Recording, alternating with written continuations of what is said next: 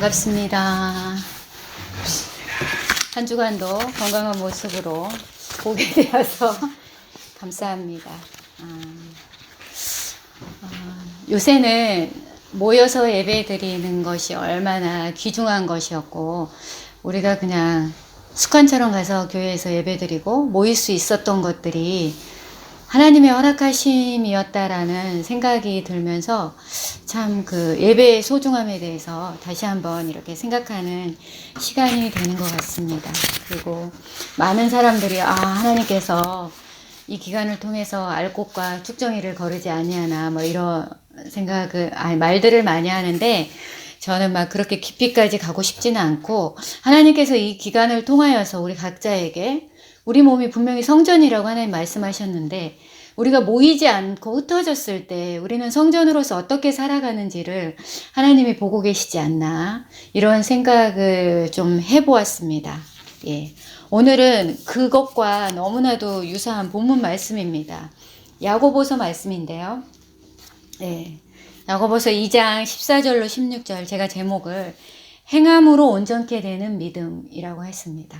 행함을 통해서 믿음이 세워진다라는 그런 말씀인데요.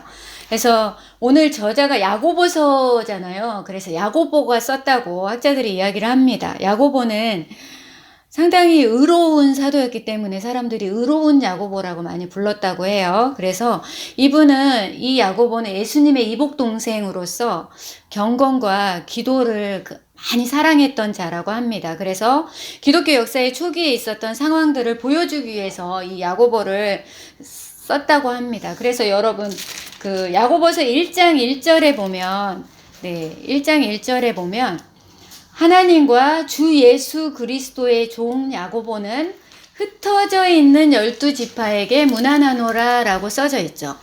흩어져 있는 12지파에게 문안한다고 써져 있습니다. 그건 뭐냐면, 야고보서는 그 대상이 한 명 이상인 거예요. 한 명 이상이고 흩어져 있는 12지파라고 했기 때문에 기독교 청중에게 쓴 거예요. 믿는 사람들에게 쓴 거예요. 그리고 12지파이기 때문에 유대 기독교인들에게 썼을 가능성이 상당히 높고요. 그리고 그들은 흩어졌다고 했는데, 그때 로마 시대에는 기독교인들을 많이 핍박을 했어요. 예수님 돌아가시고 나서. 그래서 사람들이 다 흩어졌어요. 그리고 그 로마에서 정책적으로 다른 지역으로 유대인들을 보냈기 때문에 흩어질 수밖에 없는 상황이었거든요. 그래서 그들이 팔레스타인 지역 밖에, 지중해 세계 전역에 흩어져서 유대인들이 살게 되었어요. 그래서 그런 흩어진 공동체는 여러분도 알다시피, 혹시 이 코로나가 정말 오래 지속돼가지고 교회를 1년 넘게 모이지 않는다, 그러면 여러분들의 믿음을 장담할 수 있습니까? 내 믿음이 연약해지지 않을 것이다 라고 혹시 장담할 수 있습니까? 그래서 이 야고보는 그 흩어진 공동체가 너무 걱정이 된 거예요. 걱정이 되고, 그들이 로마의 그런 그 헬라 문화권 가운데서 그 세속의 유혹에 맞닥뜨리고 그들이 이제 믿음이 변질될까봐 걱정을 해서 이 야고보서를 썼다고 이야기를 합니다. 그래서 그 야고보서를 혹시 들어보셨는지 모르겠지만, 마틴 루터 있죠. 종교계에 있던 마틴 루터는 야고보서를 지푸라기 복음이라고 이야기를 했어요. 완전히 혹평을 한 거예요. 지푸라기 복음, 훅 불면 날아가는 복음이라고 혹평을 한 거예요. 그래서 종교개혁이 일어났을 때 그 상황을 우리가 이해하지 못하면 마틴 루터의 그 말을 우리가 오해를 할 수가 있거든요. 종교개혁은 오직 믿음으로 해요. 오직 믿음으로 된다. 그 슬로건 아래 시작됐기 때문에 마틴 루터가 이 행함을 강조한 야고보서를 저는 개인적으로 무조건 혹평을 했다고 생각하지 않거든요. 그래서 그거는 뭐냐면, 그때 당시에 카톨릭 사제들, 천주교 사제들이 너무너무 타락을 했어요. 타락을 하고, 그들은 믿음보다는 우리가 행위로 어떤 것을 했을 때, 우리가 우리 몸을 고통스럽게 했을 때, 무엇을 바쳤을 때 하나님이 우리에게 함께 하시고 복을 주신다라고 하는 그 행위만 강조했기 때문에 마틴 루터가 믿음으로 돌아가자라고 이야기한 것이지, 믿음 가운데 행위 자체가 나쁜 거는 결코 아니잖아요. 그쵸? 그거를 좀 생각하셨으면 좋겠고요.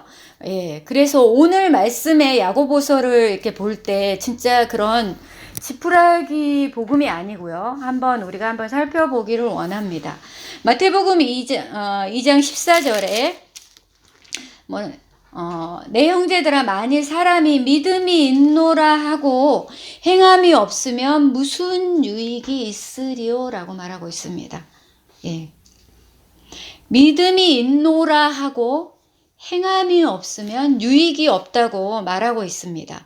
그 믿음이 자신을 구원하지 못한다고 야고보 사도는 우리에게 말씀하고 있습니다.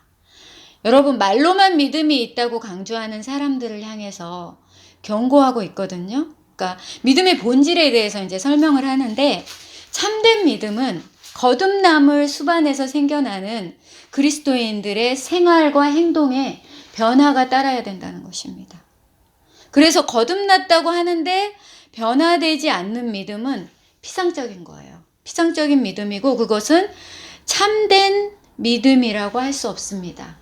제가 어제 저희 목사님과 함께 다른 목사님 부부하고 잠깐 이야기를 나누었는데, 크리스찬들이 이제 비즈니스를 많이 하잖아요. 비즈니스를 하는데 그 트레이닝 하는 기간 동안에 뭐 $4밖에 안 준다, 시간당. 트레이닝을 해도 똑같이 일하잖아요. 일하는데 $4밖에 안 주고 이렇게 무슨 그 구인구직에 올라온 거 보면 우리는 트레이닝 기간에도 다 준다, 막 이렇게 하면서 광고가 뜨거든요. 근데 이 핀치 근처에 크리스찬 비즈니스를 하시는 분이 트레이닝 기간에 뭐 $4밖에 안 줘서 막 그거 막 그 리포트 올라오고 막 이런 거, 그런 이야기를 이제 했거든요.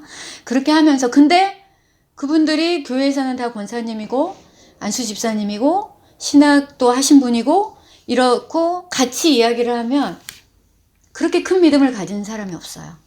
우리가 크리스찬으로 이야기를 할 때 내가 부끄러워, 내가 가지고 있는 믿음이 정말 부끄럽구나 할 정도로 믿음이 큰 것 같은데, 실상 그들이 삶 가운데 행동하는 걸 보면 안 믿는 사람들이 크리스찬을 욕하는 거예요. 물론 각자의 상황과 그런 게 있겠지만 그래도 기본이라는 게 있는데, 그런 것을 보면서 야고보서의 이 말씀하고 제가 이제 생각을 하게 됐어요. 그래서 야고보서가 믿음만 있노라 하고 그 행함이 없으면 죽은 거다, 헛된 믿음이다 라고 말을 한 것 같습니다. 여러분, 15절과 16절을 같이 한번 읽어보도록 하겠습니다. 15절 16절 시작. 만일 형제나 자매가 헐벗고 일용할 양식이 없는데 너희 중에 누구든지 그에게 이르되 평안히 가라, 덥게 하라, 배부르게 하라 하며 그 몸에 쓸 것을 주지 아니하면 무슨 유익이 있으리요? 네. 형제나 자매가 헐벗고 일용할 양식이 없을 때 16절처럼 하면 유익이 없다고 말하고 있습니다. 여기에서 일용할이라는 게 있잖아요. 일용할 양식이 없는데 할 때 이 일용할의 헬라어는 에페메루인데 이것은 하루를 지내기 위한 거. 그러니까 하루 먹을 거밖에 없다는 뜻이에요. 여기서 지금 야고보 사도가 쓰는 거는 하루 연명할 양식이라는 뜻이거든요. 근데 16절에 세 가지 위로의 말, 평안히 가라, 덥게 하라, 배부르게 하라. 그 위로의 말이 얼마나 공허한가를 드러내고 있습니다. 그것은 요한일서 3장 18절 말씀에 나타난 대로 제가 요한일서 3장 18절을 읽어드릴게요. 자녀들아, 우리가 말과 혀로만 사랑하지 말고 행함과 진실함으로 하자. 행함과 진실함으로 하자. 이 요한일서 3장 18절에서는요, 그들이 충분히 도와줄 능력이 있었음에도 불구하고 도와주지 않고 스스로 믿음이 있노라고 떠벌리는 것, 그것은 위선에 불과한 것이라고 말씀하고 있습니다. 예, 자녀들아, 우리가 말과 혀로만 사랑하지 말고 행함과 진실함으로 하자. 네. 17절 말씀에 보니까 이렇게 행함이 없는 믿음은 죽은 것이라고 합니다. 야고보 사도가 여러분 생각에는 지금 믿음보다 행함을 강조하는 것 같습니까? 아니야, 행함이 최고야, 믿음보다 행함이 1번이야 하는 것 같습니까? 그렇지 않습니다. 행함이 없는 믿음이 올바른 믿음이 아니라고 말하고 있는 것입니다. 그것은 헛된 믿음이라는 것입니다. 왜냐하면 이런 믿음은 죽은 나무와 같아서 아무런 힘과 능력이 없어요. 그래서 외부적으로는 우리가 믿음 좋게 살아가는 것처럼 보이나 실제로는 꽃이나 열매를 맺지 못하기 때문에 다른 사람도 구원시키지 못한다는 말입니다. 여러분 혹시 이런 말 주위에서 직접 안 들어보셨기를 원하면서 그런 소리를 혹시 옆에서 들었는지, 너같이 믿으려면 교회 안 가. 난 너처럼 신앙생활 하려면 교회 안 가. 라든지, 교인들이 다 너 같으면 누가 교회 오겠냐? 라든지, 교회 다니면서 넌 대체 왜 그래? 이런 말, 주위에서 하는 거, 나 말고 다른 사람에게라도 하는 말 들어본 적 있습니까? 얼마나 가슴 아픈 말입니까? 거기에는 진리가 들어있다고 저는 생각해요. 그들이 물론 비판하는 부분이 있겠지만 너같이 믿으려면 교회 안 가. 그러면 내가 믿는다고 하는데 뭔가가 잘못됐다는 거잖아요. 그쵸? 그들 가운데 안 믿는 사람한테도 내가 교회를 가려고 했는데 너를 보니까 안 가고 싶어. 막 이런 거. 그렇죠? 그런 거 한번 깊이 생각해보는 시간이 되었으면 좋겠습니다. 오늘 말씀에 또 놀라운 말씀이 있는데요. 19절에 보니까 내가 하나님을 한 분이신 줄 믿느냐? 잘 아는도다. 귀신들도 믿고 떠느니라 라고 말씀하고 있습니다. 네, 귀신들도 믿고 떤대요. 귀신들도 하나님이 한 분인 걸 안다고 말합니다. 하나님을 귀신들도 안다는 거고요. 그러나 그 귀신들은 알고는 있지만 행합니까? 행하지 않아요. 알고 있어요. 하나님이 한 분인 거 알아요. 그렇지만 귀신들이 행하지 않죠. 귀신들은 알기만 한다는 거예요. 야고보 사도는 믿음이 있다 하고 행함이 없는 자들은 이런 귀신들과 다름이 없다고 말합니다. 행함이 없는 믿음이라는 것을 믿음은 헛것이라고 강조하고 있습니다. 예. 그 다음 말씀의 예를 보시겠습니까? 아브라함과 기생 라합에 대해서 지금 나오고 있습니다. 우리는 아브라함을 믿음의 조상이라고 말하죠. 맨날 목사님들 설교하실 때 아브라함 믿음의 조상이야, 믿음의 조상이야, 믿음의 조상이야 라고 말합니다. 그러나 그 아브라함이 믿음만 가지고 있었습니까? 아닙니다. 그는 아들 이삭을 번제로 드리는 행위를 한 거예요. 그랬을 때 하나님께서 너는 너의 마음을 내가 알았어 하면서 그것을 의로 여기셨다고 한 거예요.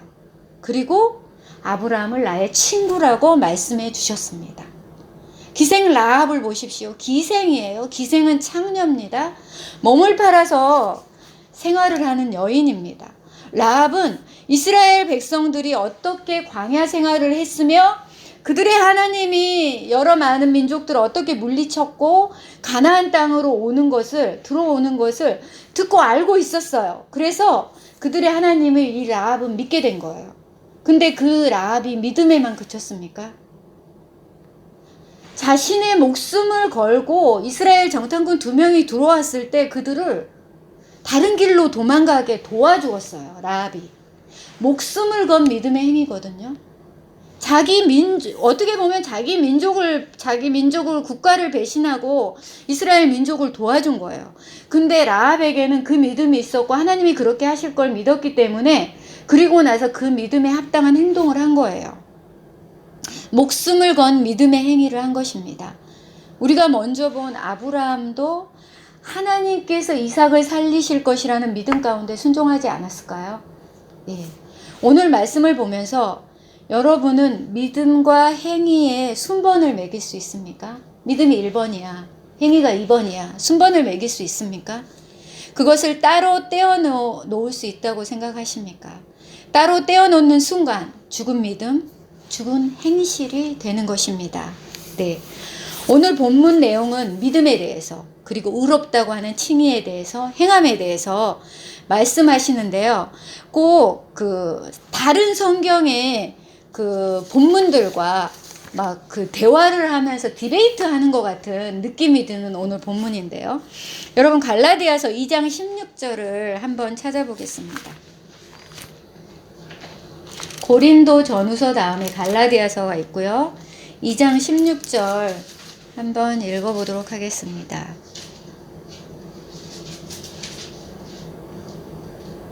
시작. 사람이 의롭게 되는 것은 율법의 행위로 말미암음이 아니요 오직 예수 그리스도를 믿음으로 말미암은 줄 알므로 우리가 그리스도 예수를 믿나니 우리 율법의 행위로서가 아니고 그리스도를 믿음으로써 의롭다함을 얻으려 함이라.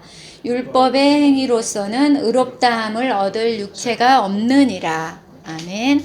로마서 3장 28절도 한 번 더 읽어보겠습니다. 사도행전 다음에 로마서 3장 28절 시작.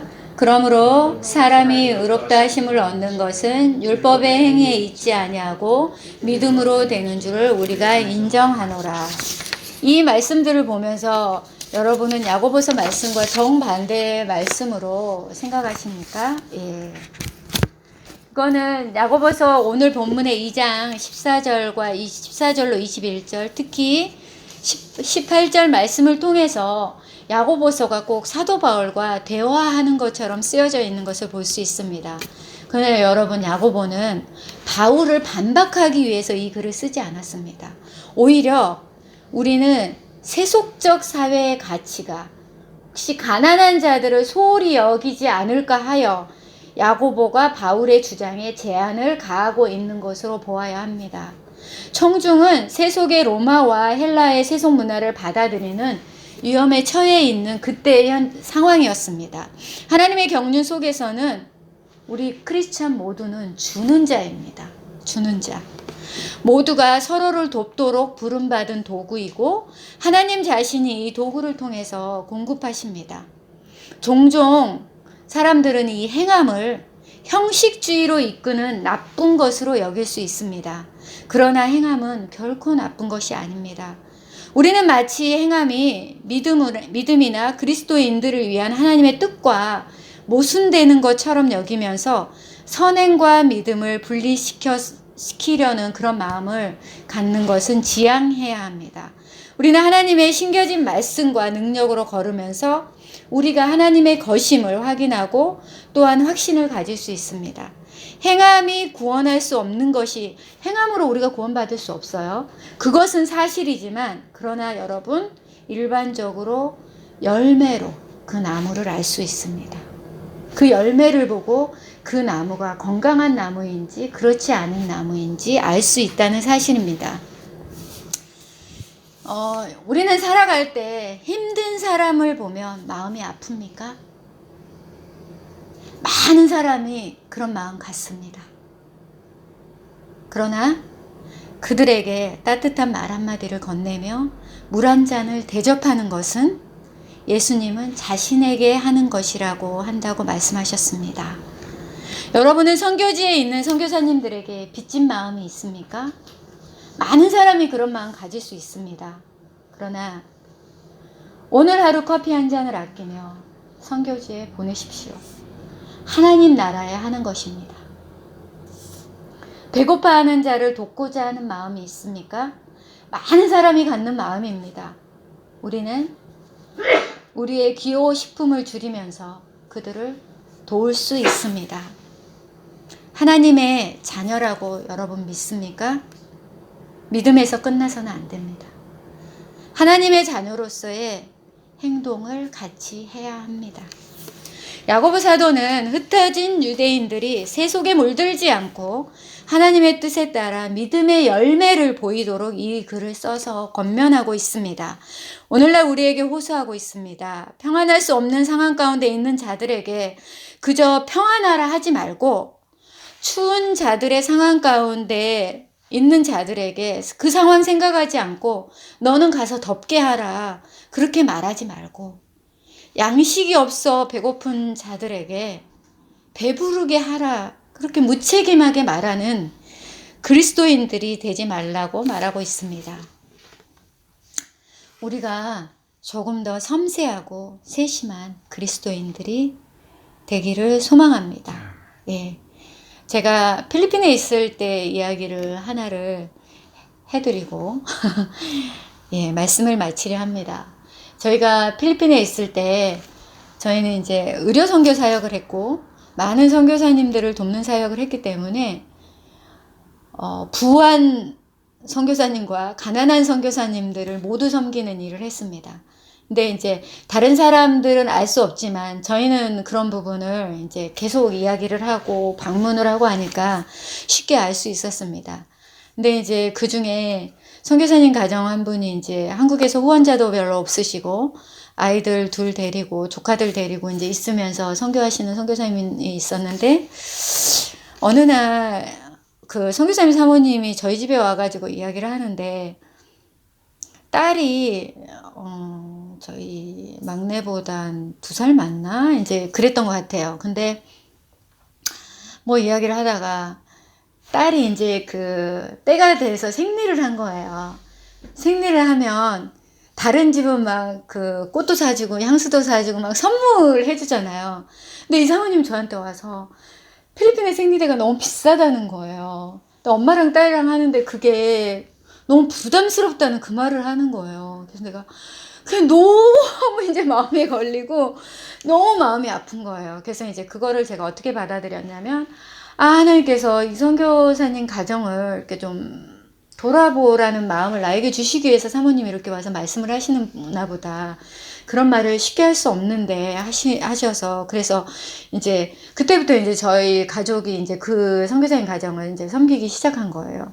섬기기 이제 시작했는데 우리가 쌀을 사면 우린 5이고 거기도 뭐 비슷하니까 그 집도 쌀을 사고 우리 아이들에게 피자를 한번 사주고 싶으면 그 집도 사주고 뭐 이런 식으로 이제 하고 특히 이제 그 아이 같은 경우는 아토피가 아주 심했는데 제가 이제 무료로 치료를 약도 해주기도 하고 이렇게 해서 애가 이제 나았었거든요.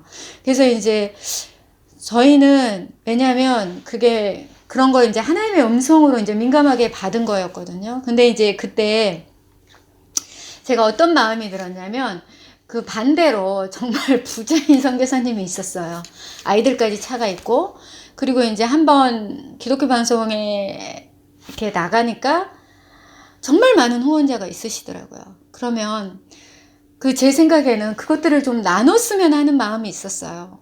힘들고 어려운 선교사님들하고 조금만 나누고 그러니까 물질을 나누지 않아도 그 선교 후원하는 그 비품들이 들어왔을 때 그것을 나눴으면 좋겠는데 막 그 캐비넷이나 이런 데 막 완전히 쌓아놓고 있는 집도 있더라고요. 그래서 막 그거를 자랑 삼아 저에게 보여주고 그러면서 거기서 몇 개를 빼서 정말 인심 쓰듯이 저에게 주셨거든요. 그러니까 그들의 마음이 절대 악하지가 않거든요. 악하지 않은데 뭐냐면 이거를 내가 가지고 있는 것에 그리고 사람들이 그렇게 섬기는 것에 하나님이 그들 입에서 나오는 말이 다 그거였어. 하나님이 우리 선교지를 축복해 줬다고. 이 말이 아주 그냥 입에서 빈번하게 나왔거든. 축복해 줬다고. 근데 내가 봤을 때는 가슴이 아팠어요. 저 선교사님은 굶고 있는데 여기는 넘쳐서 쌓아놓을 데가 없는 거예요. 그래서 그 어떤 그 단기 선교팀 권사님이 저희 집에 와서 치료를 받으면서 했던 말씀이 있어요. 저희가 몇 년 전에 갖다 준 고추장이 아직도 있대요. 근데 또 고추장이랑 이런 걸 많이 가져온 거야. 그럼 왜 그거를 다른 사람한테 안 나눠주냐 이거야. 한국 사람한테도 나눠줘야 되는데 왜 안 나눠주고 딱풀을 엄청 갖다 줬는데 몇 년이 돼가지고 이 딱풀이 쓰지 못하게 됐대요. 그러니까 이제 그런 것들에 대해서 단기 선교팀이 막 이렇게 그 권사님이 이제 막 화가 나서 이야기를 하시는 부분들 보면서 제가 많은 생각을 했어요. 그러니까 우리가 믿음이 있노라 하고 아까 제가 중간에 말씀드렸던 크리스찬 그 비즈니스맨들 정말 만나면 그렇게 큰 믿음을 가진 자들이 없어요. 근데 분명히 열매를 보고 안다고 그랬잖아요. 그 열매들을 보고 아는 거. 근데 진짜로 없는 사람들은요, 힘들고 어려운 사람들은요, 쌀을 사다 주면 그 쌀을 가져 내가 굶지 않아서 감사하다 이 마음보다요. 누군가 나와 함께 하는구나. 누군가 나와 함께하고 내 어려움을 알고 하는구나. 그것 자체로 정말 감사해야 하거든요. 그래서 제가 아까 그 설교 말씀 가운데 말씀드린 대로 우리가 그런 마음이 있으면 좋겠어요. 그런 거. 물 한 잔이라도 대접하고 커피 한 잔이라도 아끼고 배고파하는 자들에게 돕고자 하는 그런 마음.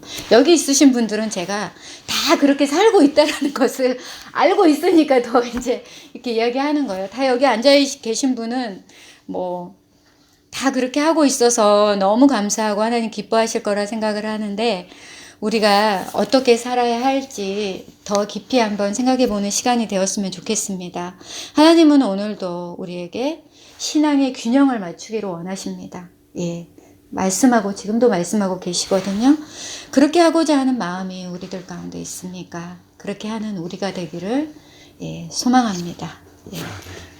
사도 야고보가 이렇게 간절하게 흩어진 12지파에게 이렇게 했을 때는 분명한 그런 상황들이 있었을 것입니다. 예. 기도하겠습니다. 하나님 감사합니다. 우리가 믿음이 있노라 하고 행함이 없으면 하나님 죽은 믿음이라고 하나님 말씀하셨습니다. 하나님, 우리가 죽은 믿음을 붙들고 살아가고 있습니까? 그것은 헛된 거라고 말씀하셨는데 우리가 그런 자리에 있지 아니하도록 하나님 도와주시옵소서. 아버지 하나님, 힘들고 어려운 자들의 상황을 생각하지 않고 배려하지 않고 덥게 하라, 평안히 가라. 아버지, 그렇게 하는 우리가 되지 않도록 우리에게 섬세함, 세심한 마음을 허락하여 주기 원합니다. 하나님, 상황이 너무나 힘듭니다. 코로나 바이러스로 인하여서 교회가 모임을 갖지 못하고 혹시 야고보 사도 시대처럼 흩어진 유대인들처럼 우리도 세속에 물들지 아니하도록 하나님 도와주시고 말씀 붙들고 우리 몸이 성전인 것을 기억하고 아버지 하나님, 그 한 사람, 그 예배자로 우리가 있을 수 있도록 하나님 도와주시옵소서. 감사드리며 예수님의 이름으로 기도하였습니다. 아멘.